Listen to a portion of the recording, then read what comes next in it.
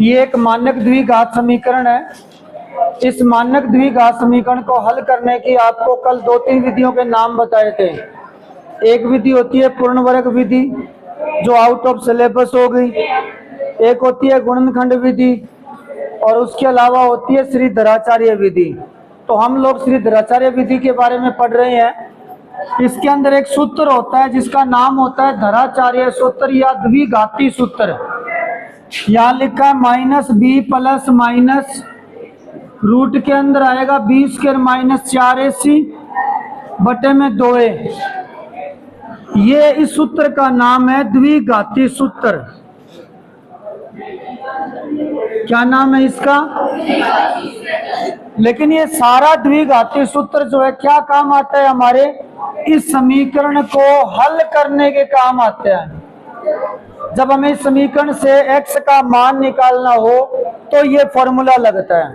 कई बार क्या होता है, गुणनखंड विधि फेल हो जाती है, गुणनखंड विधि कई सवालों में काम नहीं करती, तो वहां श्रीधराचार्य विधि यानी द्विघाती सूत्र काम करेगा। ये कभी भी फेल नहीं होगा, हर सवाल में आप ये लगा सकते हो। ठीक है, इसमें समस्या है रूट के अंदर b² - 4ac है, और आपको पहले से ही पता है अगर रूट के अंदर माइनस की संख्या आ जाए तो वो कौन सी संख्या होती है? रूट के अंदर माइनस आ जाए वो काल्पनिक संख्या होती है। कौन सी होती है?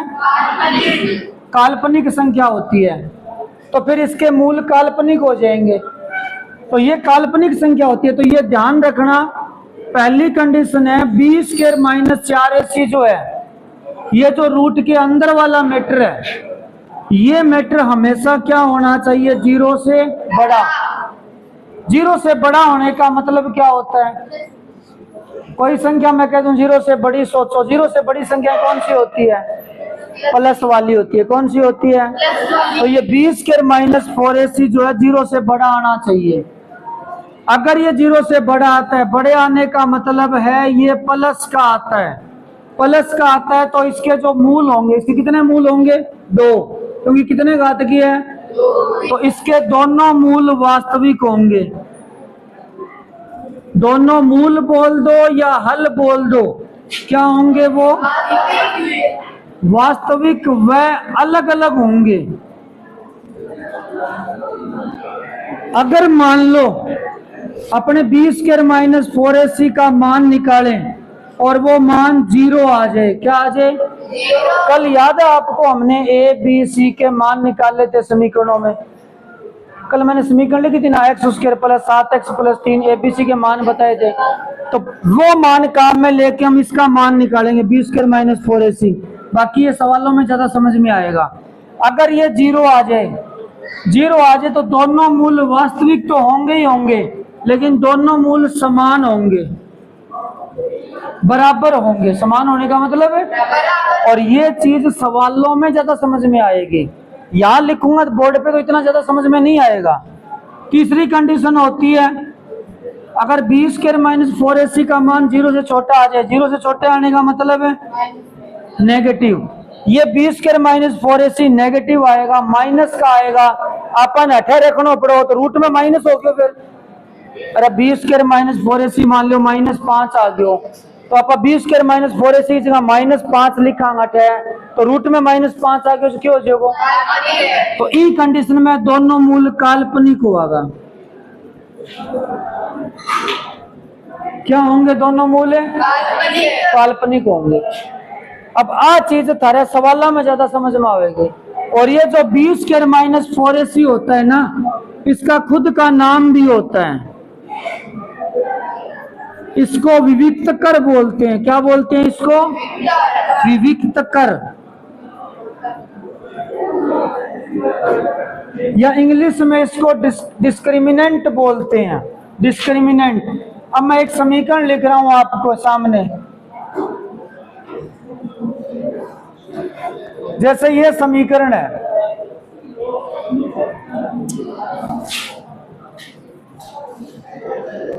चार एक तीन एकम तीन लिख देते। जैसे ये समीकरण है, अब अपने को ये चेक करना है इसके मूल कैसे आएंगे। वास्तविक होंगे, काल्पनिक होंगे, अलग अलग होंगे या बराबर होंगे।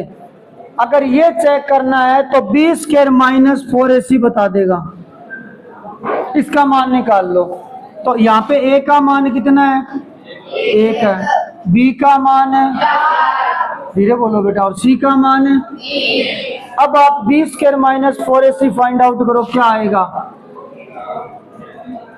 बोलो बी का मान 4, ऊपर क्या करना है? -4 इंटू ए का मान, सी का मान कितना आया? 4 का स्क्वायर 16 माइनस 12 कितना आया? 4 आया। तो कौन सी कंडीशन लगी? 4 क्या चीज है? 0 से बड़ा है कि छोटा है? तो 0 से बड़ा है, तो ये कंडीशन लगेगी। यानी इसके दोनों मूल क्या होंगे? वास्तविक होंगे। और अब दोनों मूल निकाल के और देख लेते हैं ये बात सही है क्या। बी स्क्वायर माइनस 4ac 4 आया है, 4 होता है 0 से बड़ा। 0 से बड़ा अगर आ गया बी स्क्वायर माइनस 4ac, दोनों मूल उस समीकरण के वास्तविक होंगे, अलग अलग होंगे। समीकरण निकाल के और देख लेते हैं मूल। समीकरण है x square plus 4x plus 3 बराबर 0। 4 मैं गुणनखंड विधि लगा रहा हूं, एक बार विधि कोई सी लगा दो, मूल सेम आएंगे। 4 के टुकड़े करो, गुणा करें तो 3 आना चाहिए।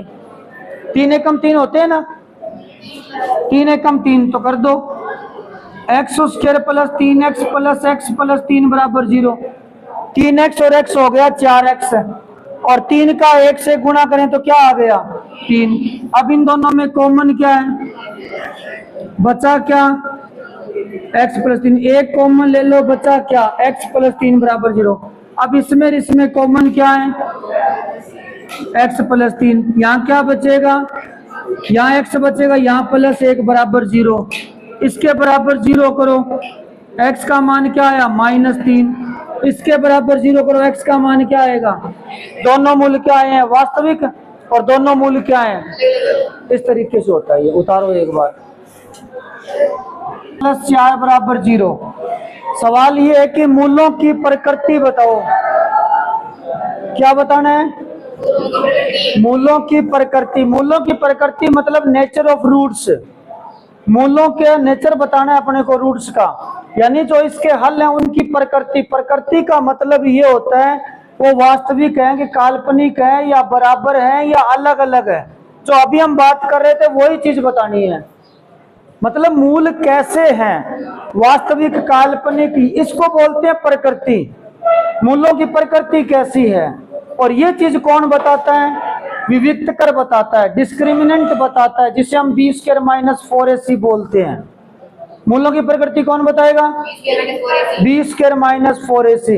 तो उसके लिए हमें यहाँ एबीसी का मान देखना पड़ेगा। ए का मान कितना है?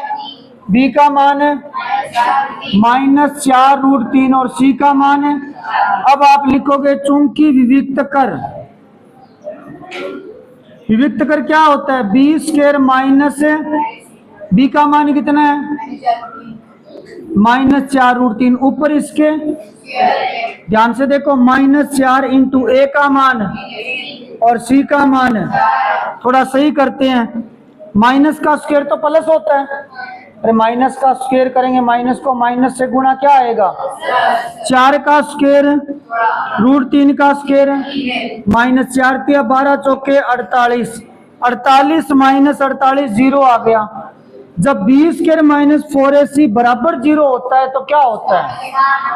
नहीं, आप ऐसे लिखोगे मूल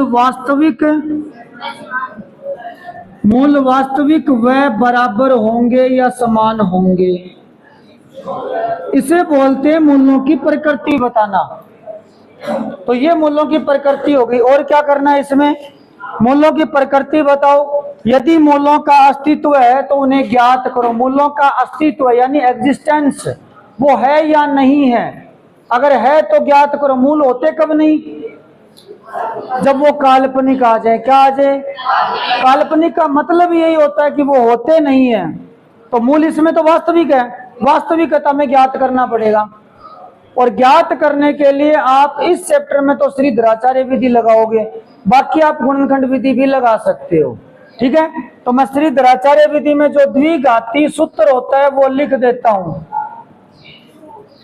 क्या होता है जी का सूत्र, x बराबर, यहां बट्टे वाली लाइन लगाओगे बड़ी सारी, ऊपर लिखोगे minus B plus minus root B square minus 4ac/2 है, माइनस का माइनस लिख दिया, सूत्र वाला माइनस लिख दिया, बी का मान, अब बी का मान लिखोगे -4√3, आगे निशान प्लस -2, फिर रूट का रूट, इसका अभी अभी निकाला ही था हमने, क्या था, बी स्क्वायर माइनस 4ac, जी करा तो दोबारा लिख दियो, एबीसी का मान आना तो 0 ही है, बट्टे में पूरी बट्टे वाली लाइन 2 गुना ए का मान, कितना ए का मान, माइनस माइनस प्लस का 4√3 बट्टे में, आगे वाला तो 0 हो गया, 2 से काट दो, 2 दूआ 4, 2 तिया 6, कितने मूल आए हैं ये, 2√3/3, कितने मूल है, एक ही है, दूसरा कहां गया, दूसरा बराबर है, इसमें क्या लेगा, दोनों मूल क्या होंगे, बराबर, तो दूसरा यही होगा, तो दूसरा भी आप ये लिखोगे 2√3/3, उतार दो,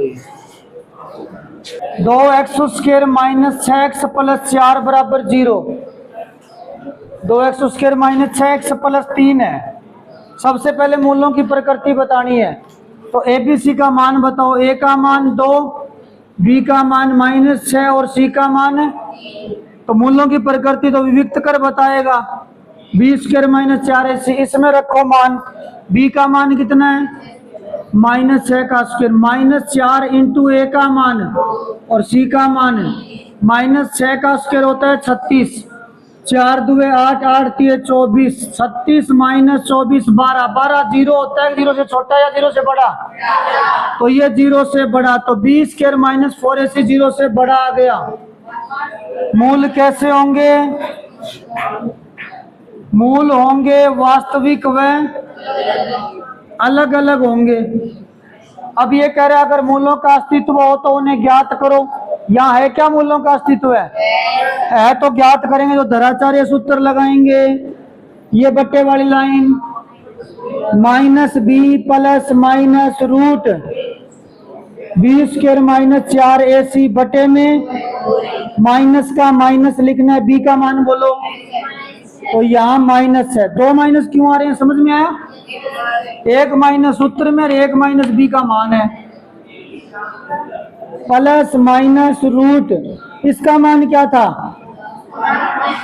ये लो 12 रूट में, बटे में 2 गुना ए का मान, ए का मान 2, माइनस माइनस प्लस का 6 प्लस माइनस, 12 के टुकड़े करो, 4 गुना, होता तो 6 गुना 2 ही है, पर 6 का वर्गमूल पता है क्या आपको, 4 का तो पता है, इसलिए 4 करो, 2 दुए 6 का 6 प्लस में 4 का वर्गमूल 2 और 3 रह जाएगा रूट में, बटे में, अब यहां लिख रहा हूं मैं, देखना जरा क्या है वो संख्या, 6 प्लस माइनस 2√3 बटे में, ऊपर वाले दोनों पदों में क्या कॉमन है, 2 कॉमन है, क्या कॉमन है, 2 6 से बाहर गया, क्या बचेगा, 3 प्लस माइनस √3 बटे में, 2 एकम 2, 2 दूनी 4, अब ये संख्याएं 2 है, एक तो प्लस लगा के लिख दो,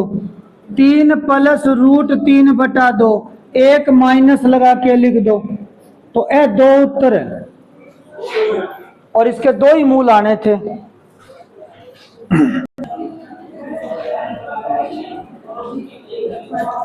ये क्या, 2x² प्लस kx प्लस 3 बराबर 0, शुरू कर दिया, देखो इस सवाल में क्या दिया, आप सवाल पढ़ के देखो, सवाल में लिखा है k का मान बताओ, किताब में पढ़ो, k का मान बताओ यदि इसके दोनों मूल बराबर हैं, हमें चेक करने हैं दोनों मूल बराबर है या नहीं है, या आपको सवाल में ये दिया हुआ है, सवाल में पढ़ के देखो, क्या आपको इस सवाल में ये चेक करना है दोनों मूल बराबर हैं, या सवाल में दिया हुआ है दोनों मूल बराबर है, सवाल में दिया हुआ है, करना क्या है, k का मान है ज्ञात करना है, अब एक बात बताओ, अगर इसके दोनों मूल बराबर हैं, चूंकि दोनों मूल बराबर हैं, अच्छा दोनों मूल बराबर होते कब हैं, जब बी स्क्वायर माइनस 4ac क्या आ जाए बराबर है, तो आप अगर दोनों मूल बराबर दिए हैं तो आप ऐसे लिखोगे, इसलिए बी स्क्वायर माइनस 4ac क्या होगा 0। तो इन सवाल में तैयार केस को इनडायरेक्टली अपन बी स्क्वायर माइनस 4ac 0 दे दो है। अपन किया पता चलो बी स्क्वायर माइनस 4ac 0 है, इन दोनों मूल के हैं बराबर है, तो इन अंदर मान लिख दो, मान आप ही आ जाएगा। बी को मान बोलो, बी किसके गुणा में होता है, कल बताया था ना, एक्स के गुणा में क्या है के, ऊपर स्क्वायर 4 इंटू ए का मान है, सी का मान बराबर है 0। केस करिए कितना हो गया 24 हो गया। इधर ले जाओ, किसका हो जाएगा, के का स्क्वायर हटाओ, के का स्क्वायर हटाओगे प्लस माइनस 2 निशान लगेंगे और 24 का वर्गमूल। 24 के टुकड़े ऐसे कर लो जिनका वर्गमूल आप जानते हो, 4 छिक्के 24, 4 का वर्गमूल 2√6, बस यही उत्तर है। समझ गए। इसी का अगला सवाल एक और देख लो, के x into x minus 3 plus 2 बराबर 0। समीकरण यही है क्या, के एक्स माइनस 2 प्लस 6 बराबर 0।